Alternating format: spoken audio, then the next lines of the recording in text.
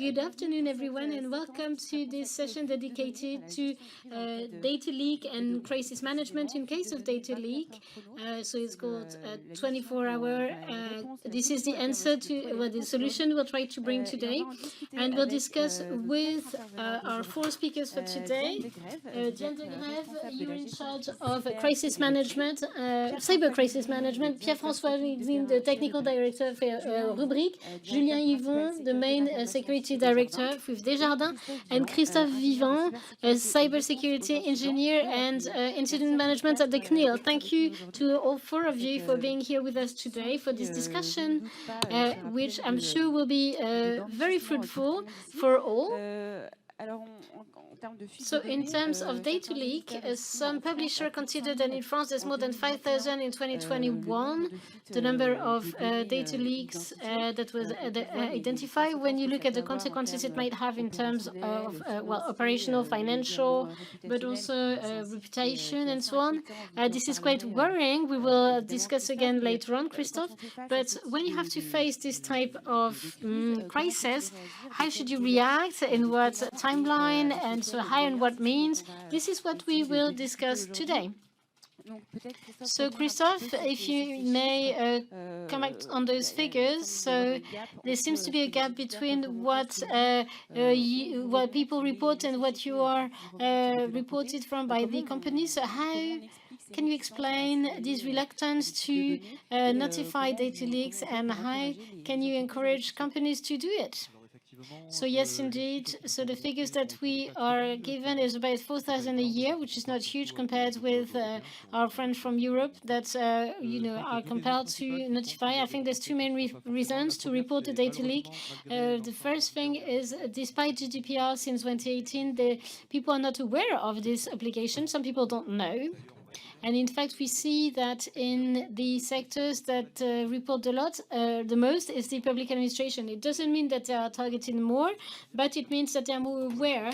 And then one of the reasons is because they know it's a commitment to have a DPO. So sometimes for this obligation to be known, you need an internal DPO.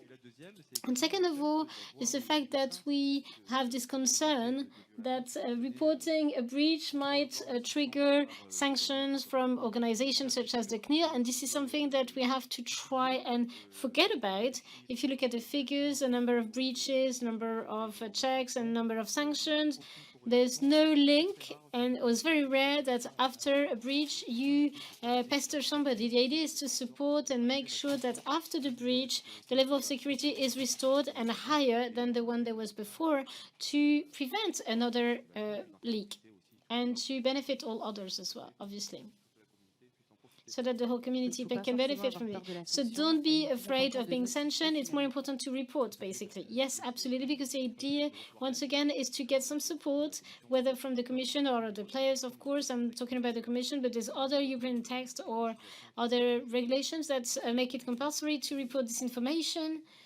Allô, allô? And that's it. Yeah, can you hear me? Oh, let me talk a bit louder then. Yes, so there's other obligations, not only GDPR, but yes, you shouldn't be afraid of organizations. We are here to help and to bring advice and not only to sanction. This is not the objective at all. Okay, we heard you. Thank you. If I may, going back to what you just said, so I believe there's something that is very, very, the human dimension, the fear of the unknown. So Christophe mentioned the uncertainty and the lack of knowledge as well. And it is true, I think, and we see it a lot as well.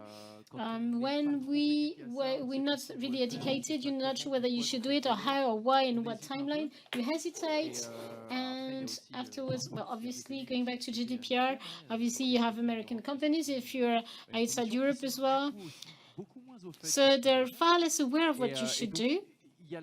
And so there's this fear of being sanctioned, as you mentioned, but also there's, well, in fact, should you do it? Because if you do and you're not sure the data were leaked, what's the risk? And if you report and you notify, and in fact there's no sensitive data that leaked, how do you remove this report? I mean, it's complicated as well. Yes, I understand. So you should really take this as Well, at a given time, you bring the information that you have, basically. We are aware that sometimes there's some situation where you need more time to find out what really happened. So the investigation phase, what was the incident, how many people were impacted, what volume of data, what type of data. And after, it's not your tax return. The idea is not to have your exact figure.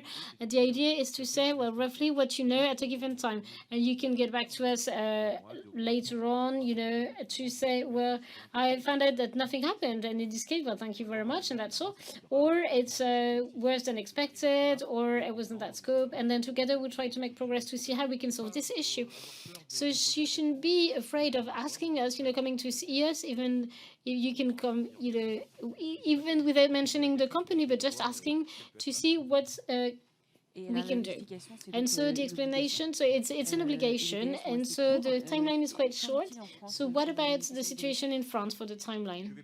So let me talk about GDPR again, because there's other regulation at European level or even national level that are compelling. Therefore, you have 72 hours to notify for the initial notification. That is to say, 70 hours from the moment where you can be sure or rather sure that something happened.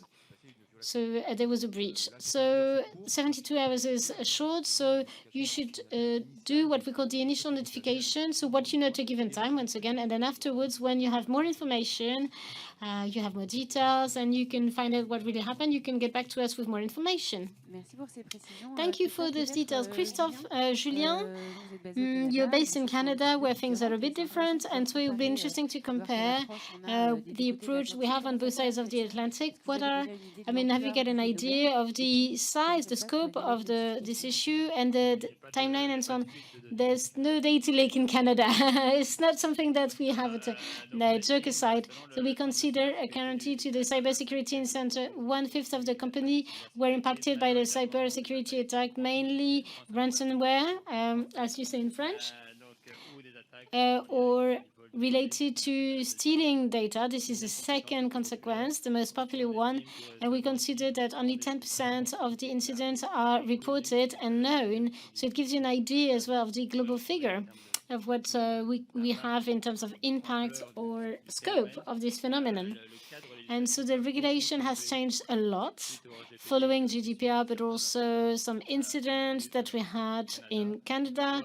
So the law 25 was passed, and it changed the volume of reporting. We mentioned it was a few hundred before the regulation over a year, and we don't have the figures yet, but it increased significantly as well with the collaboration of various organizations, public and private organizations, around those issues. So in terms of timeline, very similar to GDPR, so 72 hours with the fact that you can get back to us later to bring more information later on.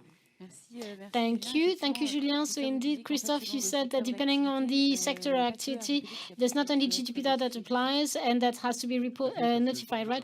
Yes, because if you work in health, there's the health law that has other notification in certain situations. There's ANIS and NIS 2 MPM. So this is rather for the European text. And so if you are in a hospital and you're impacted by a hacking attack, well, there's personal data, there's the health law, and potentially if it's another type of facilities, you can be impacted by these laws too. So it means there's a whole series of notification to send to the authorities so that they can try to help you once again. So it adds to the complexity of the notification process, which is not easy. So we mentioned 24 hours in the title of the workshop, but now we have 72 hours, which is a bit wider, but still it's quite short, especially because in order to manage a data leak and report it and react, you have to be able to determine the scope of the leak and especially identify what are the sensitive data. Pierre-François, this is something that can be a real challenge, right, for the companies that can be impacted. Yes, absolutely. This is far from being easy. Determining, well, first of all, finding out whether data actually leaked or not. It's often complicated to be sure. So you should start considering that there was a leak, and you consider that there was a leak. This is the best initial position, and then afterwards, In order to identify this data, it has to be classified the right way. And so obviously there's solutions to help you do that.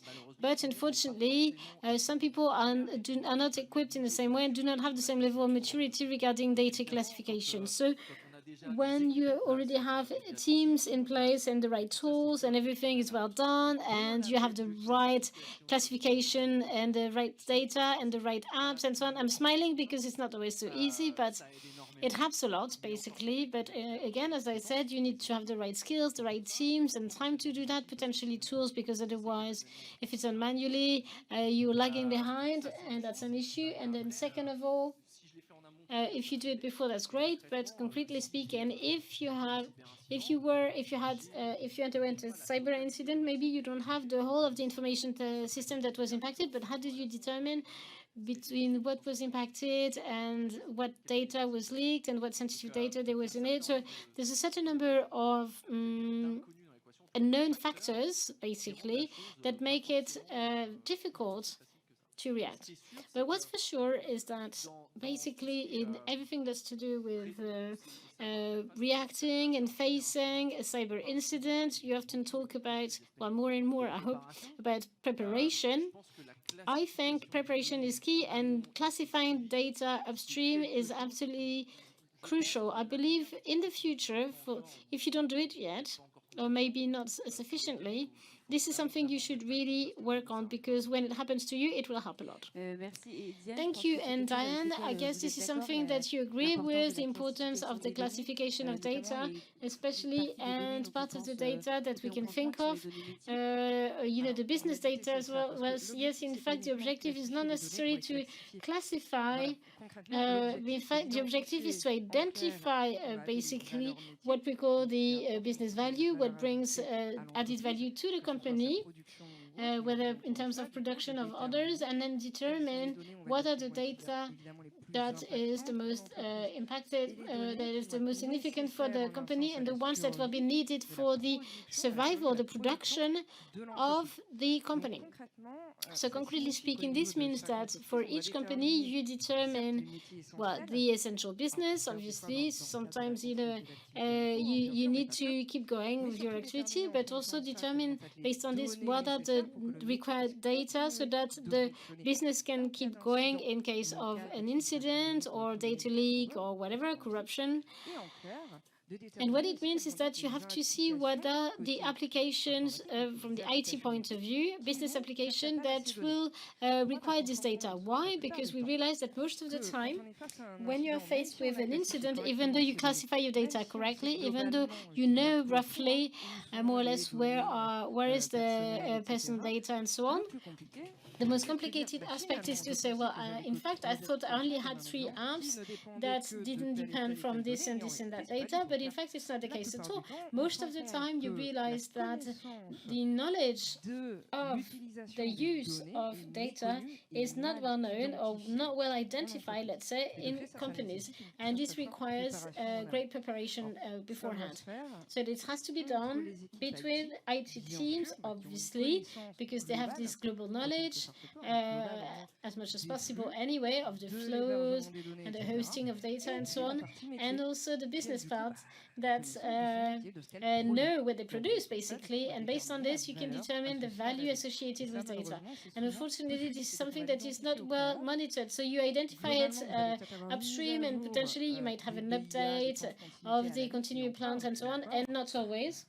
And so we lose this information. So in case of leak, in case of corruption and so on, we realize that there's far more teams impacted than what we thought. And so the company loses value. Okay, maybe just to react on this,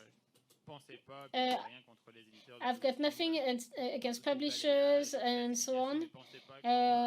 Do not think that it can be done automatically and so on. Some data is structured and so on. Some files, there's data that is not accessible. The solutions are not adapted sometimes. I work in a financial industry. We have legacy systems as well where sometimes it doesn't work. And so we need to do self-reporting as well a lot with the teams to understand the uses, the processes, the type of data, and raising awareness, because for some staff members, It's not sensitive data. They don't read the regulations. They don't understand the notion of classification. So you have to educate them a lot so that we speak the same language and they are aware of this. So this is one of the aspects that we worked on a lot with what we did. Thank you. Oh, you wanted to add something? Yeah, I just wanted to react because when you have a data leak, you will manage a crisis, but in fact, you have to manage several crises. First of all, the crisis to continue with your business, and then security, and then regulation, because sensitive data is not necessarily the same as what the regulation defines as being sensitive data, a different level with protection of certain secrets or even say personal data. So in fact, you have to manage many layers of different topics, and in order to do so, it's important that you have the various teams working hand in hand: business teams, security teams, IT teams, the legal teams as well, people that know the regulation, so that you can see, yeah, for my business, this is dangerous, but also this aspect is true in terms of regulation, because we have some obligations, and so you have this kind of multifaceted crisis, basically, where you have to work on all aspects at the same time. Yes, absolutely. We'll go back to crisis management as such. And I mean, we saw that the classification of data, which is rather complicated but essential to notify, is a legal requirement, but also to better understand what happens and then better manage the crisis. And how can you make sure you support the companies in this approach to classify and identify and prepare beforehand? Well, going back to what was just said with Christophe in particular, so indeed, the fact that we interact and communicate with different players, between different players, is key for the next step, but not always as easy as you might think. And then going back to something I mentioned earlier as well, apart from everything you can do in terms of data classification, and not only data, in fact, we might go back to what Diane said earlier and connect it to the business, but in a context where you were attacked, so there was an incident potentially, there was a data leak. What's complicated to do as well is this relationship. This is what I described earlier. So you have data that was impacted. Maybe you can identify it. If you can, how do you make the link between this and the data classification that you did before? This is not easy, because in your notifications, what you need to notify is what was impacted, right? So you need to have a means to do this link, this relationship between what was impacted and the sensitive data that was in it, what type, where, what quantity, and so on. So this is not easy, and not always the same tools, same processes, and this is not always done with the same teams and the same interfaces. So indeed, I wanted to go back to what Christophe was saying, and I believe that in terms of preparation, building a plan, which means you can communicate and work together with the right people together right from the beginning and not after the fact, I believe this is absolutely key. If I may, going back to what we were saying,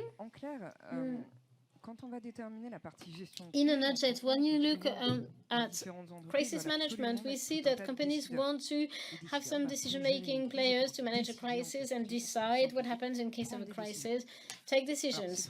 Well, it's great, but I often compare with a fire or something like that. You may say whatever you want, but basically it's the firefighters that are there to fight the fire. And so afterwards you can decide and bring some support and so on, and then you could coordinate, but all the same is the firefighters that are there in first line. So this is exactly the same thing in terms of coordination between decision makers with strategic challenges and the business part and the operation teams, basically.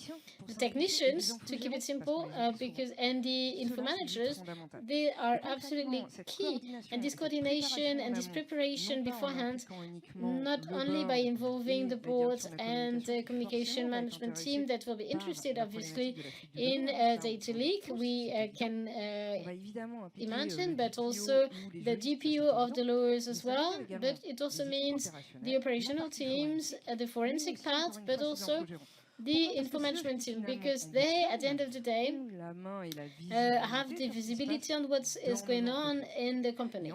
And in fact, when you prepare and when you organize crisis management, you have to go from the board to the operational teams. And so when you have a crisis management plan, basically, you have to anticipate all these actions, obviously, once again, from a decision-making point and communication and institution and whatever, but also see how you can interact with the info management team. So they're not always prepared to the internal processes, and this classification, you might say what you want, but they don't always have the right visibility on it. They deal with the information they're given, and often this is where you are faced with a crisis completely. The down layer is forgotten about and not included in preparation. Unfortunately, this is a key aspect that has to be dealt with upstream. So we see you need preparation upstream and during as well. How can you manage the crisis? What are the reflex to have, the first reflex to adopt? Christophe, we mentioned this idea of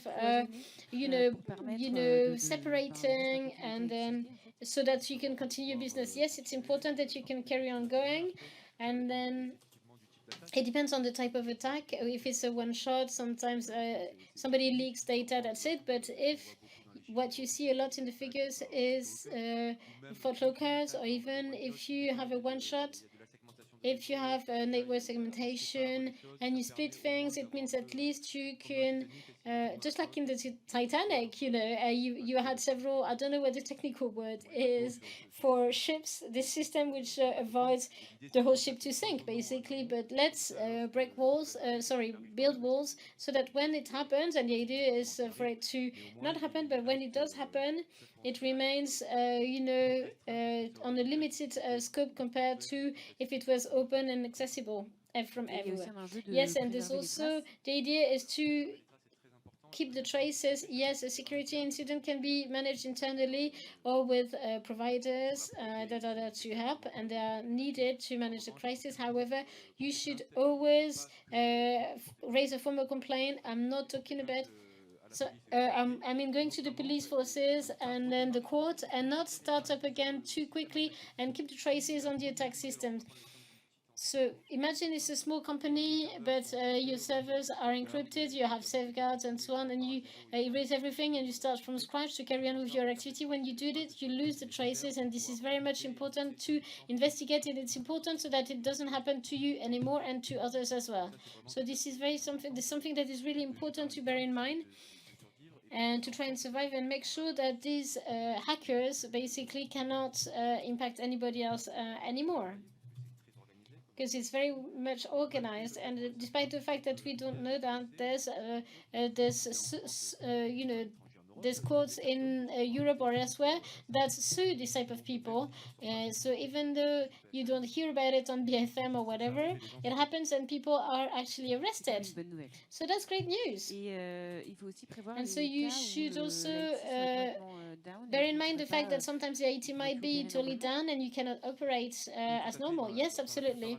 When you prepare for a crisis, it's important to do some drills and rehearse to see how you would react if something happens. So often the ransomware is something that impacts everybody. So you have your plan for continuous activity, you plan everything, but you store it, well, not on paper, but on the computer. And so when you are impacted and the system is not available anymore, or finding the list of people to be contacted might be an issue. If you only have it on your computer, how do you do it?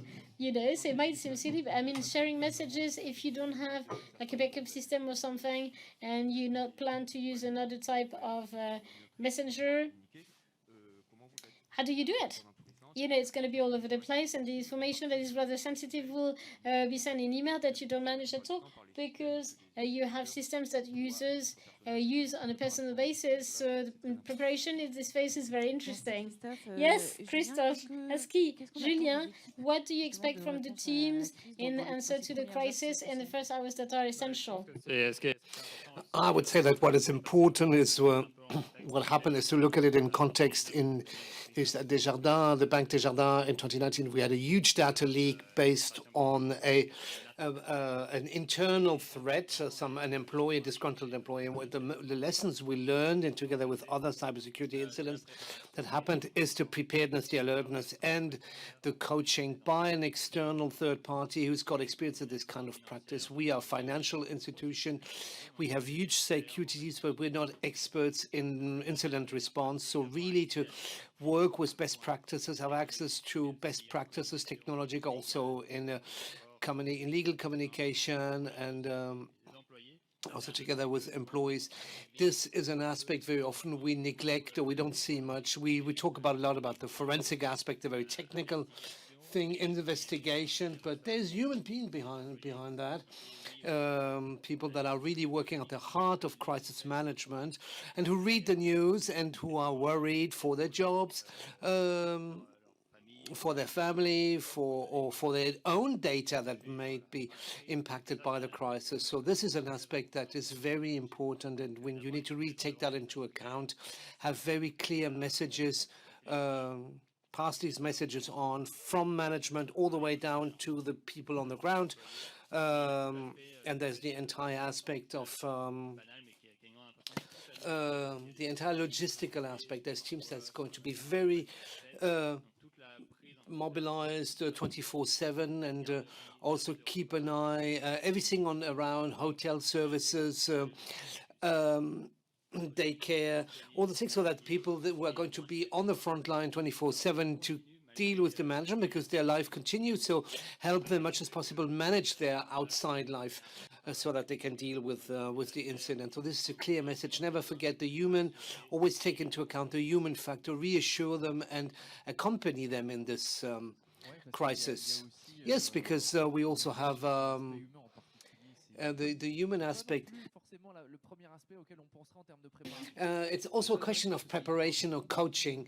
It's very important to the continuity, ensure that people who are on the front lines, that you give them all the means that they can continue to work, that they can rest also, and that you take things out of their hands. And the same idea, there's an aspect which often we overlook.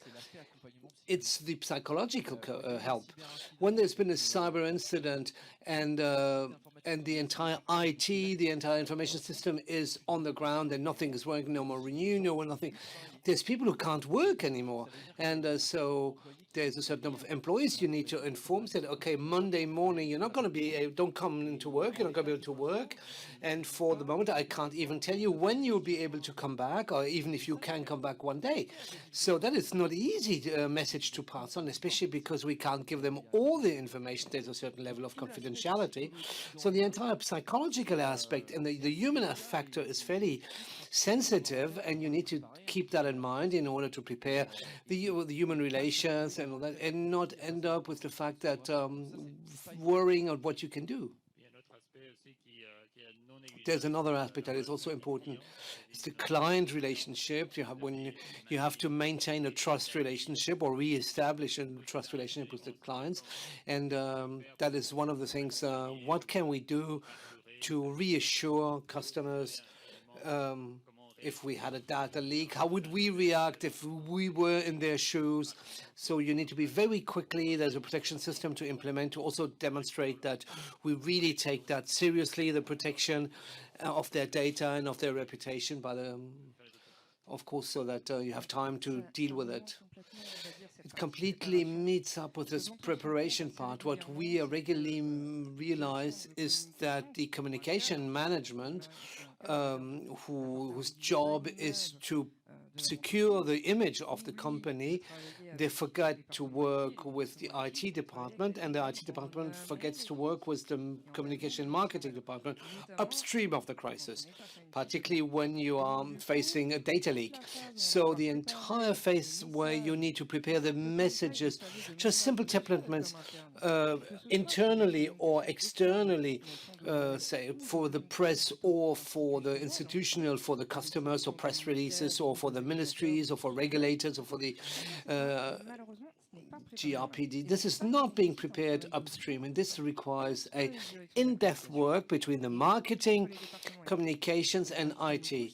And I would add a layer that's the same as the human factor, because when you're in a crisis, you basically switch to a 24/7, and then you have to run your lives next time. And when you manage a number of crises, you know, all the crisis managers tell you, yes, that's no problem. You're 24/7 dedicated, but in fact, no, you have the run and the crisis. So you need to deal with your daily job, and then you have some crisis and the crisis, because you're not 100% in the crisis in the war room. You have some time to sometimes to go outside.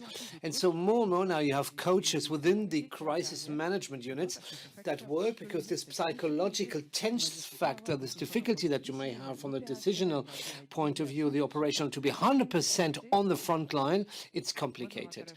I say a reminder, a war room, it's not a safe place. That is the places where potentially you can have conflicts, you can have violent conflicts, because we're facing a very difficult situation. We need to take quick decisions. And when we realize that the SI, that the information system is not that safe, the data is not as classified as we thought, and this guy here hasn't been doing his job properly for the past 6 months, and that the actual subcontractor you had hired did not do his work well. So this leads to stress situation, this human factor. And then there's, of course, the outside communication aspect, which I mentioned earlier. And as a manager, you have also a role model. If you break down, if your emotions are not, it's going to create a very toxic climate very quickly. So never forget that responsibility that you have, that you need to stay cool, stay above the flow, and give an image of someone who does not break down and not lose its cool. That is your responsibility as the manager during a crisis.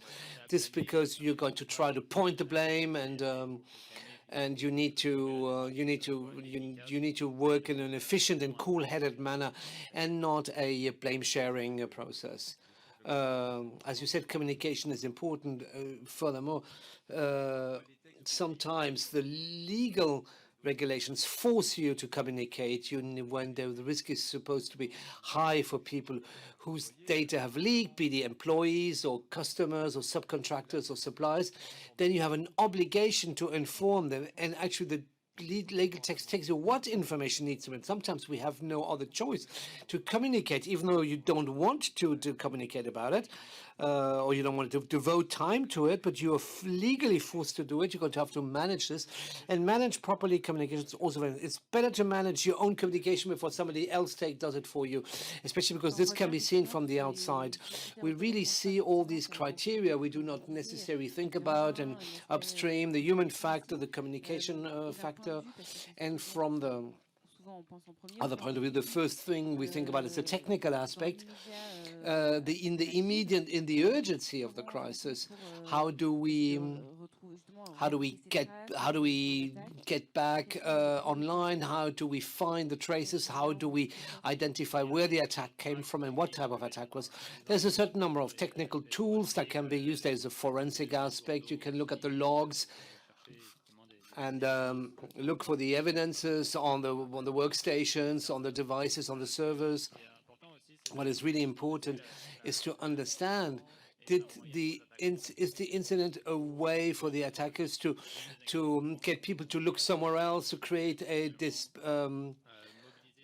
a discretion in order to get the IT teams to be mobilized on an issue. So, and while on the other hand, there's a much more discreet attack happening elsewhere. So you also need to be very careful on the other aspects of the security in order not to overlook that this might be a diversion. Are there other attacks happening at the same time as the DDoS attack? So try to activate, maybe being even more alert and vigilant on the other channels and on the vectors that have been used, and the type of data and the type of systems that have been targeted, and also to ensure that you do not miss, while you're dealing with one threat, you're not missing other ones. The GIA, identity access management, identity management. Has there been anything suspicious or any warning signals that could be correlated? This is many informations you need to manage, and this is something where you need to prepare for it, and by classifying, having a good system classification and a easily readable information system and a security system. This is something that where you need to do war games in order to be prepared when the shit hits the fan, and you have a rational approach. There's lots of tools, lots of technical aspects, but the idea is to really always have a global overview, not to lose, and not just lose yourself by focusing only on the impact. Christophe? Yes, what Julien was saying, I agree, is that what's important is have these traces to be able to do forensic and also to be able to file a complaint, a police complaint, so you can maybe go back up in order to find where the attack originated from, etc. You can't always trust the data you have, but at least have the traces, know that they have not been tampered with, and know how it works, how these forensic tools work. So again, this is a question of prepare the incident, do war games, do maneuvers, and have procedures in place that you know that if anything happens, so I know what to do. Yes, and you have to be very careful that the attack is really what it is, because sometimes you have attacks that are, especially for malwares, that are actually just there to open backdoors.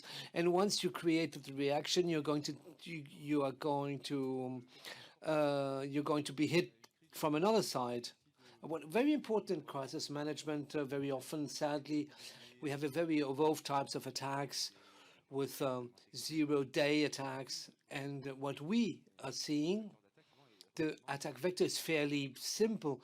It's someone who does a mistake internally. We're talking about the human factor. You always be very careful with these people who feel sometimes that they are kind of, it's not their fault, that it basically comes from them, that they are the ones who open the door. So you need to deal with these people. You need to tell them, okay, why did it happen? How did it happen? And let's educate people. Let's not blame. Let's not point fingers and stigmatize people. Tell them, okay, what can we do that this does not happen again? Especially because more and more cyber attacks are occurring via social engineering, even more today than by zero-day vulnerabilities. And the more we'll be investing in awareness raising and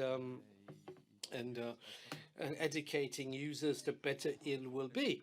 And that is really the easy entry point. When you have an attack and you've identified the entry point and it's a person that clicked on the wrong link and then we train the person, but it was a human error, where it's very dangerous during the crisis to very quickly get back online in order to continue the activity. It's important, of course, to recover the activity, but if you want to start clean base and it was a technical vulnerability, you're going to have exactly the same vulnerability. So if every day you go through a dark alley and you get mugged, I mean, after 3 years, after 3 days, the aggressor is going to wait for you. So you need to find out where the attack came from in order to avoid that the things happens again. So we need to find the balance between the continuity of activity. Then, of course, you might risk your company, but you also need to leave time, find the proper balance between the forensic times and the recovery time. Yeah, it's a good discussion you need to have with the human resource teams, because you need to differentiate between evil, between negligence, between something that's done voluntarily. I mean, sometimes you have a disgruntled employee. Sometimes you need to fire someone. Then you need to have the proof that someone really made willfully a mistake. Sometimes we want to declare how many incidents, how often do you allow to make a mistake? How often does the mistake need to happen before you start saying that it's a blamable offense and it's a negligent offense? So you need to find a recipe or justifications in order to take a decisions. All this needs to be prepared upstream and applied in the crisis management. I mean, if it's a one-time mistake and it's a common mistake, sometimes it's someone who's done it on purpose, and it's not by saying, okay, it doesn't matter, well you'll do it, you'll do it next time. The example that Julien gave was the bank. Also think about the internal disgruntled. Very often you think about the hacker coming from outside. The disgruntled employee from the inside is also a problem. So you need to check out what is your attack surfaces, what are your threats, in order to try to find. So you need to think about the employee who's got legitimate access, who is allowed, he's within the system, and he's allowed to enter the system and implement better security measures and keep an eye on these people, on the sensitive data, be it business data or personal data. And let's not forget that the threat can come from everywhere, from outside, from inside. And there's another topic which is often mentioned in terms of crisis management, is the crisis unit. How do you set up a crisis management unit, and what's the aim of the crisis management unit? Well, that is not an easy topic. First of all, each company, each organization do not have the same level of maturity on incident response globally, on the creation, on the functioning of a crisis management unit either. Sometimes, ideally, something's already established. We know who does what and when, and we meet regularly, and we set up a certain number of procedure and tests and war games. It's not always done. It's not as easy. It's not always done, and sometimes it's not done properly. And then when you have a cyber incident, I think Julien's example is extremely illustrative. We absolutely not forget the internal threat. I have one example, one of our customers who had a cyber attack by ransomware, a very classical ransomware attack about 2 years in February 2021. And they had their crisis management unit, and it existed. But when it happens, when they realize it's a Saturday morning, as often, they see that it's all down. They all had an e-commerce site, and it was all down on the floor. So, of course, they get the crisis management unit going. But at one moment, someone says, okay, for the moment, we don't know what happened. At the moment they discovered, they did not yet know that it was a ransomware, so they cannot rule out any of the possibilities. And one of the possibilities is that it comes from the inside, and thus the crisis management unit becomes a trust management unit. And that's, there you haven't got, certainly you have a bit higher number of stakeholders. You finally have to cut down to 4 or 5 people, because that's the people you know you can trust. You need to ensure that it doesn't come from the inside, so you need to be as confidential as possible. So that's a balance you need to strike. It's not easy, but let's not neglect that aspect. And you need to be prepared. Thank you, Diane. As you were saying earlier, you need to integrate the different trades, the different jobs, the different departments. You need to be agile. Some processes are slightly rigid that can stop you from being agile. What's the challenge here? Sorry, I'm hearing impaired. So what's the aim of integrating the different departments? It's vital. It's in order to ensure business continuity, but we often realize in all the processes, etc., of crisis management, that we look at the CM2 impact matrices, green, yellow, red, with the impact probability, but you can't determine impact like this. You need to do it in a more scripted way, concretely identify the trade, the business impact. It's not just such a matrix that allows you to determine at what level of impact you are. What's the impact? Is it an impact on the quantity of data? Is it an impact? Is there a business discontinuity? Do I have an impact on my company linked to a lack of skills in order to be able to manage this situation at one moment or the other?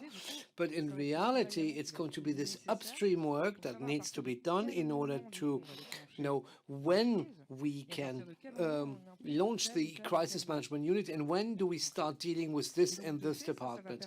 And this will allow to determine afterwards the priorities in terms of IT remediation, but also trade or department remediation. What button we need to push when, because sometimes the continuity plans do not envision everything. They only deal with the small parts of the impact topologies, and clearly, sadly, we are too much. There is this hole in the handle, and that is where you need to identify the priority actions need to be taken, and in parallel ensure the business continuity. Thank you. That is exactly the answer to my question. Maybe, I don't know, if the 4 of you, you could have some kind of lessons learned. What are the most common mistakes done by customers or partners to deal with crisis? What is the most common mistake, and what could be the most easiest ways to fix it? From what I see, As solutions providers, I would say that there's two things. One of them constitutes risk. I still see companies, sometimes even IT departments saying, oh, okay, for everything that links for cyber incidents, all is well. We have invested. Sometimes it's actually administrative and financial managers. We have invested in solutions for business continuity PRAs. My procedures are in place. We do tests. Should we ever be attacked, we know what to do. Knowing that on that specific topic of the PRA, the PSI, if we focus on the IT aspect, that is absolutely not adapted to cyber incidents. And to elaborate a response plan, it's not the same challenges, it's not the same issues. You do not deal with this the same way. That for me is effectively a big risk to start from this possible saying, okay, I'm covered because I'm already invested in that. I bought the proper license and I have the tools. A cyber incident is not something that you deal with like a flood or a fire into your data center.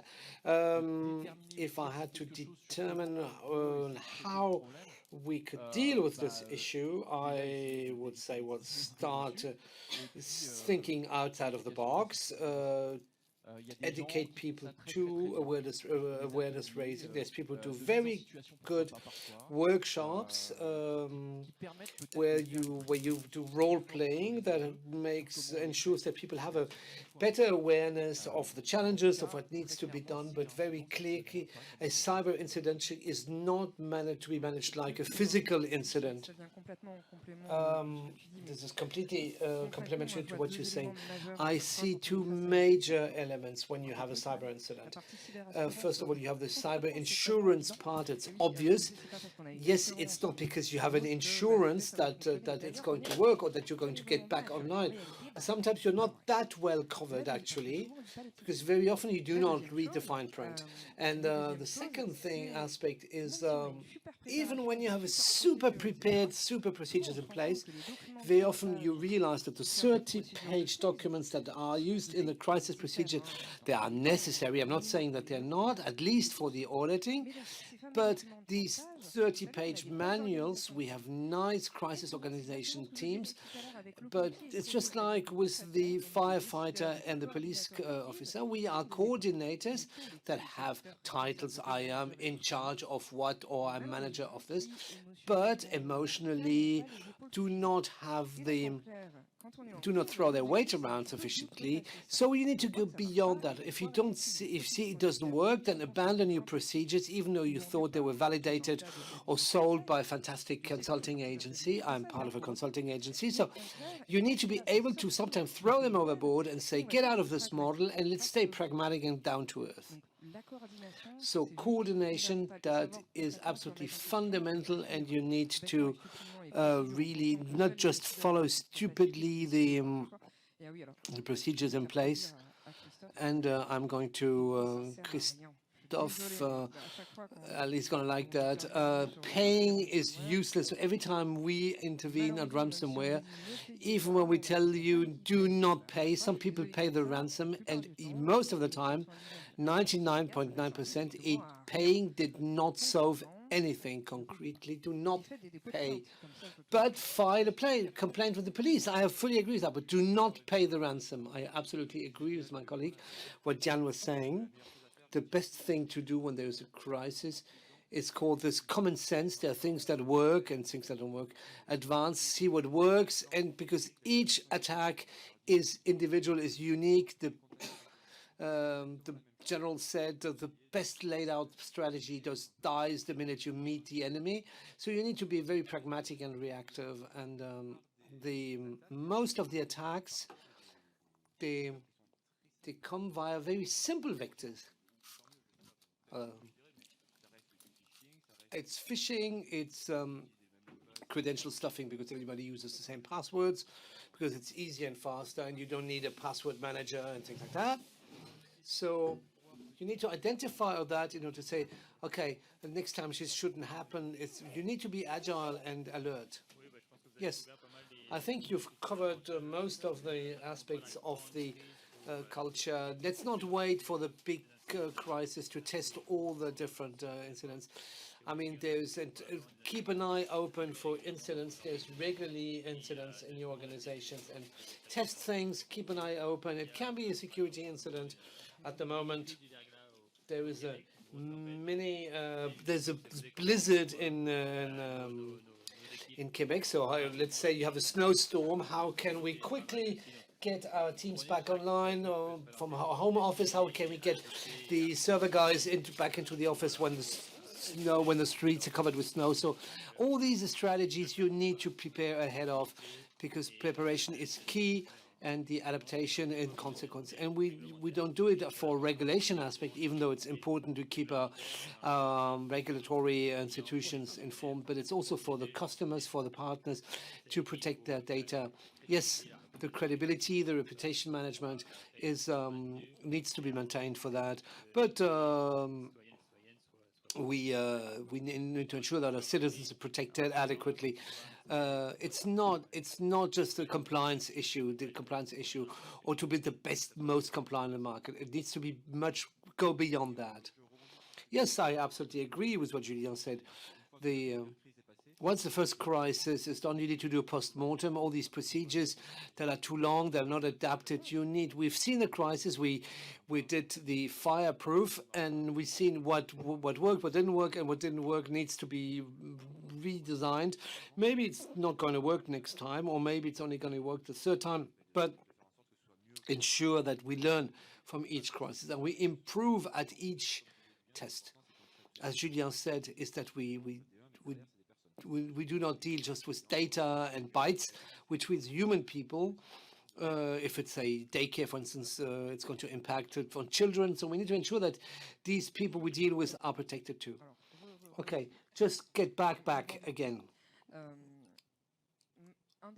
One of the fundamental issues in order to avoid data leaks is when you build all the awareness raising programs, the phishing, be aware about phishing campaigns, or the little pedagogical games that you can do. I'm not talking about crisis simulators, etc. I'm talking about more awareness raising campaigns, users, end users, IT end users, or classical end users. What is important is to integrate these users in the creation of the campaign. Why? Because they're going to have fun testing themselves. And when you engage users, it's important so you know what they expect in terms of awareness raising. We always get people who are working end users in the chain, because they are the ones that they want to be integrated these topics, and also consult with the end users on the prevention aspect, on the messages that you send them during that they receive during phishing campaigns or awareness raising campaigns. This is also very important, and that allows you to generate a sort of evangelism, internal evangelism. Pierre-François, I think we covered pretty much everything. I think that in the end, the 24 hours that are so important, you need to pre-plan them months and months ahead.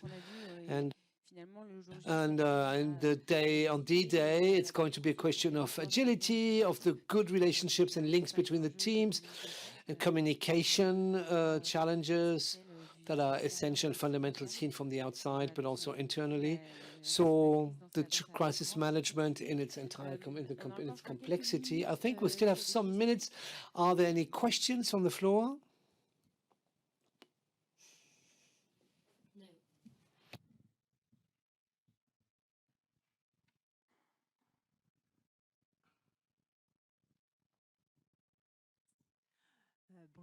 Hello, and thank you. That was very clear, interesting. I am external DPO, and I have a customer who had a ransomware attack. I had two questions. He did the initial notification within the 24 hours, but he hasn't done his complementary notification yet. And I was wondering, how long does he have to do this?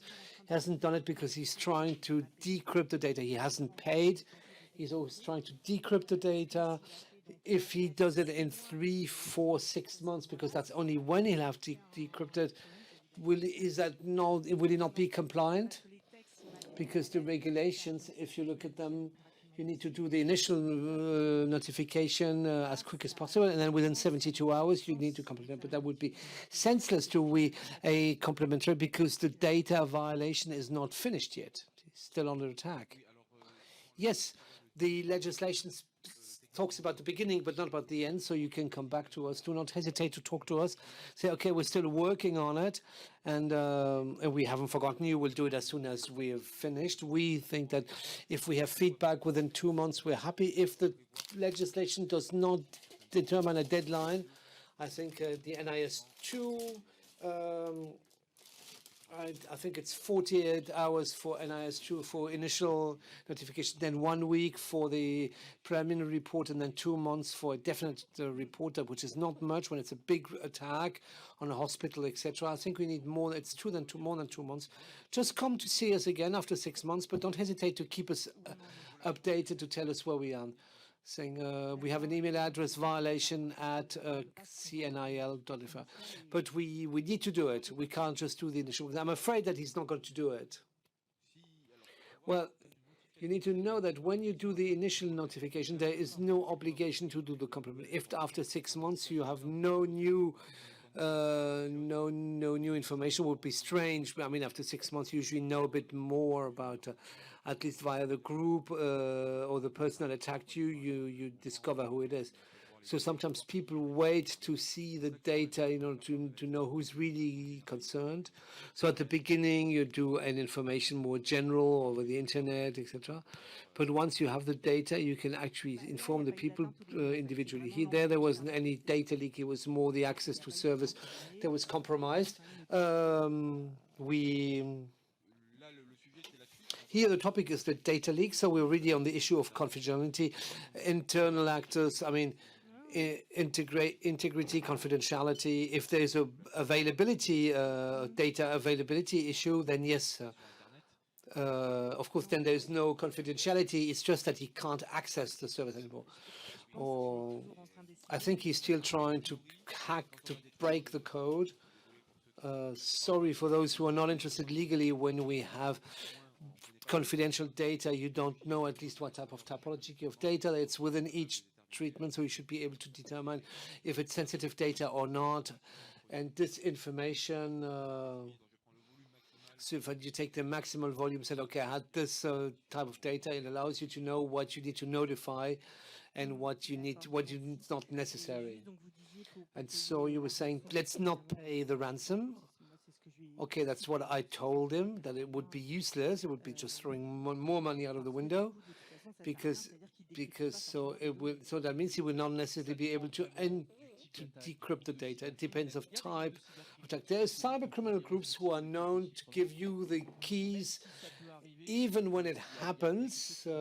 You need to remember that even in the cases where we are faced with someone who could give you the encryption keys, on average, you need to accept there's about 40% of data loss anyway. And ethically, you finance cybercriminality, so it's also an ethical issue. Yeah, I agree with you. It's just in order to insist on the argument, should the customer break down, says, I'm losing money here, okay, I'll pay. Just say, paying ransom, that is only the smallest part of the cybercriminal. That's not where they make money.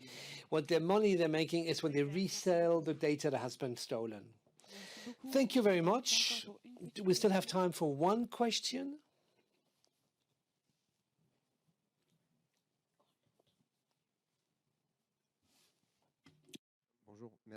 Hello, and thank you. A question on the costs. I'm a financial department. We spent about 4 and 5% of our turnover in terms of IT. What should we devote in terms of budget for the cybersecurity part? How much money should we invest? The maximum, as much as you can. No. Knowing that we have, of course, limited resources. I mean, from looking at the studies in Canada, it's about 10-15% of the IT budget that should be devoted to security. These are in leader companies in the best practices, so it gives you an idea. 10-15% of your IT budget depends of where you're working, what industry, how regulated you are, what are the risks if a company is particularly targeted, or if you're interesting for attackers. So under 10%, you start to being underfinanced in terms of security. Thank you.